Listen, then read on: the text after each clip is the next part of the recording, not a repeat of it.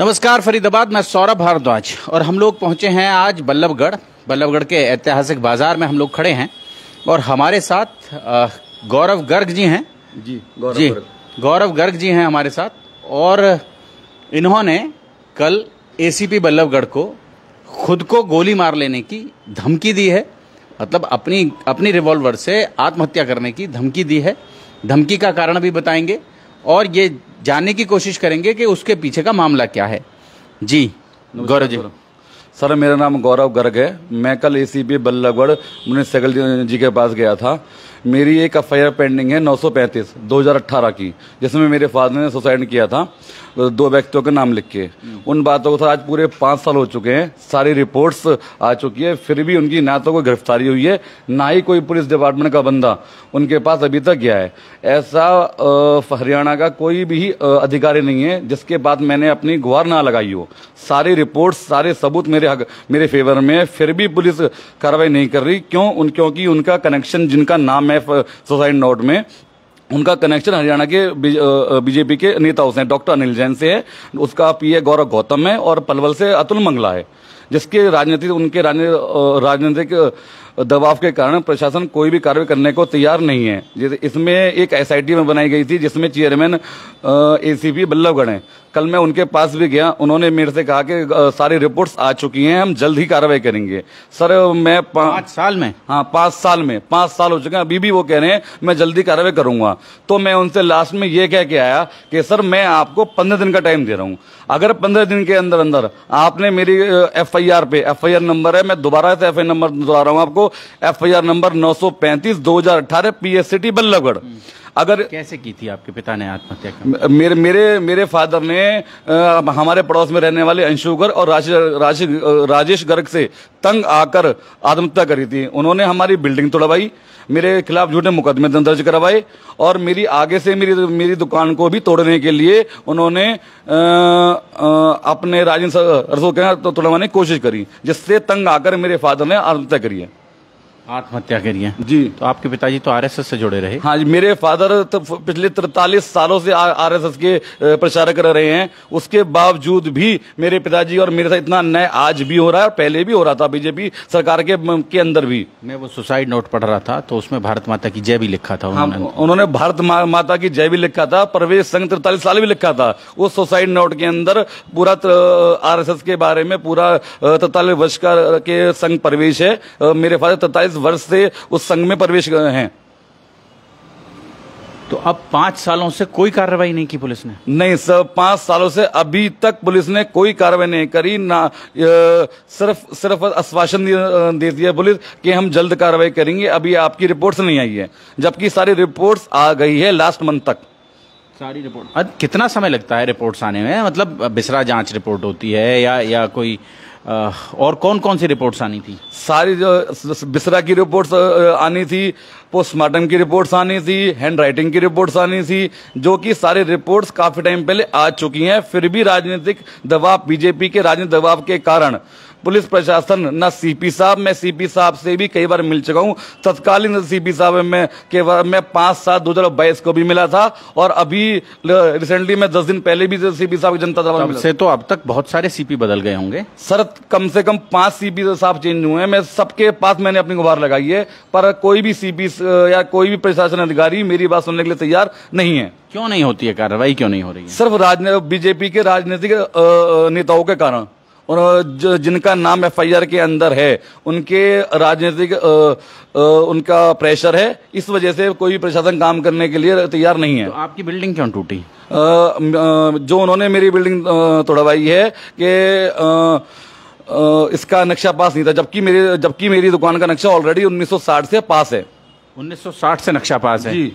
तो फिर वो नक्शा दिखाया नहीं था आपने? नक्शा दिखाया, फिर भी मेरी बिल्डिंग स्टे होने के बावजूद भी 11 जून 2018 को मैं वोकेशन जज से स्टे लाया था। स्टे के बावजूद भी मेरी बिल्डिंग को तोड़ा गया था। वहां पे ड्यूटी मजिस्ट्रेट वीरेंद्र करदम जी थे, जिनकी फोटो भी मेरे पास है। वो उसको स्टे को पढ़ रहे हैं, पढ़ने के बावजूद भी मेरी बिल्डिंग तोड़ी गई राजनीतिक दबाव के कारण। मतलब स्टे भी देख लिया, फिर भी तोड़ दी? जी सर, स्टे भी देखने के बाद भी मेरी बिल्डिंग तोड़ी। स्टे देखने के बाद वो लोग वहां से चले गए। कंटेम्प्ट ऑफ कोर्ट में नहीं गए? जी, कंटेम्प्ट ऑफ कोर्ट मैंने फाइल किया है, पर वो भी आज 5 साल से पेंडिंग है। कार्रवाई नहीं हो रही? कार्रवाई नहीं हो रही सर, किसी भी तरह की कोई भी कार्रवाई नहीं हो रही किसी भी अधिकारी के पास। ऐसा शायद ही कोई सीएम से लेके प्राइम मिनिस्टर तक, सीएम तक, एमपी तक, एमएलए तक, सीपी तक, डीजीपी तक, ऐसा कोई अधिकारी नहीं है जिसके पास मैंने अपने न्याय के लिए गुहार ना लगाई हो। फिर भी कोई कार्रवाई करने के लिए तैयार नहीं है। सब अपना पल्ला झाड़ते हैं, हाँ अभी करते हैं, देखते हैं जल्दी हो जाएगा। तो आपने कहा नहीं था कि मेरा तो 1960 का पुरानी दुकान है बल्लभगढ़ में, हमारी इतने सालों से चली आ रही दुकान है, तो फिर भी हमारा जो नक्शा है और वो 1960 का पास है, तो मानता नहीं था प्रशासन? नहीं सर, वो उसको प्रशासन ने देखने तैयार नहीं था। मैं तो ये कह रहा हूँ, मैं तो ये आपके माध्यम से ये तो इसमें इन लोगों का क्या रोल, जिनका नाम आपके पिताजी ने सुसाइड नोट में लिखवाया, उनका क्या रोल? इन्होंने मेरी बिल्डिंग की कंप्लेंट करी है। अच्छा, इन्होंने अपने पर्सनल नाम से मेरी बिल्डिंग की कंप्लेंट की है। मेरे खिलाफ 2 झूठे मुकदमे दर्ज करवाए हैं। तो आप पर क्या मुकदमे लगाए? मेरे पे 188 का, 323, 506 का। क्या आईपीसी 188? आईपीसी 188। क्या हुआ आईपीसी 188 में? पहले कम्प्लेक्स इन्होंने मेरे खिलाफ कंप्लेंट करी कि इन्होंने बिना नक्शे की बिल्डिंग बनाई है। कम्प्लेक्स मरम्मत करवा रहे थे जो कि मैं मरम्मत करवा रहा था। कम्प्लेक्स ने मुझे ये बोला कि मैंने उनको नक्शा दिखाया, फिर भी वो नक्शे मानने के तैयार नहीं थे। जब तो वो चले गए, उसके कुछ दिन बाद आए, उन्होंने मेरी प्रॉपर्टी सील कर दी। और उसके बाद 11 जून को सील नहीं टूटी थी, मेरे पे झूठा मुकदमा दर्ज करवाया गया कि सील टूटी है, और 12 जून 2018 को मेरी बिल्डिंग तोड़ दी थी। आपकी बिल्डिंग तोड़ दी और उसी में 188 का मुकदमा? हाँ, उसके खिलाफ, उसके एवज में मेरे खिलाफ 188 का मुकदमा दर्ज करवाया गया।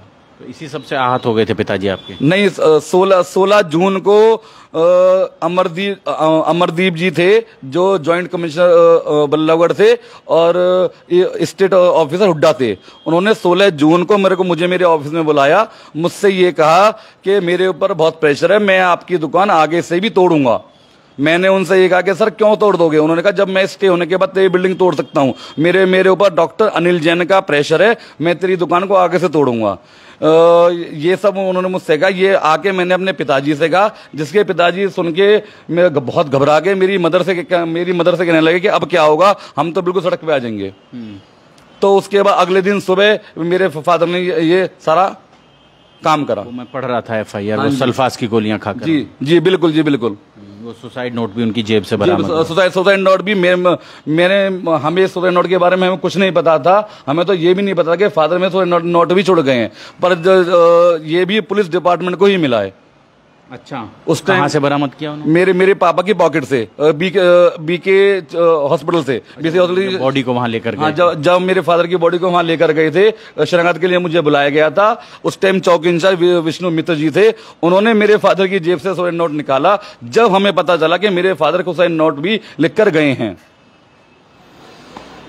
तो आप समझ सकते हैं, बल्लभगढ़ वैसे भी बहुत हॉट रहता है और बल्लभगढ़ के व्यवसायी हैं। उनके पिता RSS के स्वयंसेवक थे और 5 साल पहले उन्होंने आत्महत्या कर ली थी। अब उनको न्याय नहीं मिल पा रहा है। उनकी आत्महत्या के लिए जिन लोगों के खिलाफ उन्होंने लिखा, उन पर कार्रवाई नहीं हो रही है, उनकी जांच नहीं हो रही है कि जो शिकायतें की गई इनके खिलाफ उनमें कितनी सच्चाई थी और बेवजह उनकी बिल्डिंग तोड़ी गई। उसके बाद उनके पूरे परिवार को सड़क पर ला देने की बात कही गई। जी सर। और सामने से भी दुकान को, जो मुख्य बाजार बल्लभगढ़ में है, बिल्कुल अंबेडकर चौक के पास जो दुकान है, पहली दुकान है शायद, दूसरी दुकान है जी, दूसरी दुकान है, उसको भी आगे से ध्वस्त कर देने की बात कही गई थी। ऐसी धमकियां मिली थी और उसके बाद उन्होंने आत्महत्या कर ली थी।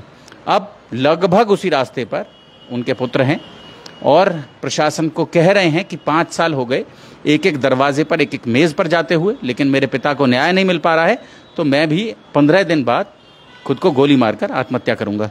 और जो जिनके नाम FIR में है, वो आज भी पूरे समाज में ये कहते हैं जो तेरे पे बनता वो कर ले, तू 5 साल में कुछ नहीं कर पाया, अब भी तू हमारे खिलाफ कुछ नहीं कर पाएगा। जब तक BJP सरकार है, हमारा बाल विवाह का नहीं हो सकता।